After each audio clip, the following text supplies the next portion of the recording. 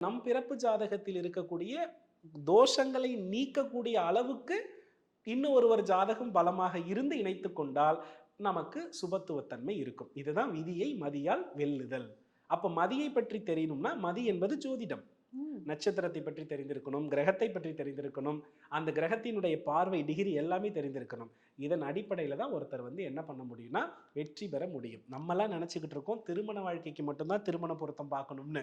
ஆனா உண்மை சொல்லணும் அப்படின்னா, ஒரு உறவு பிறப்பிலிருந்து இறப்பு வரை சரியாக தொடருகிறது, தனக்கு அதிர்ஷ்டமாக இருக்கிறது என்ற ஒரு பிறப்பு நம்ம எடுத்துக்கிட்டோம்னா, நல்லா கவனிச்சு பாருங்க.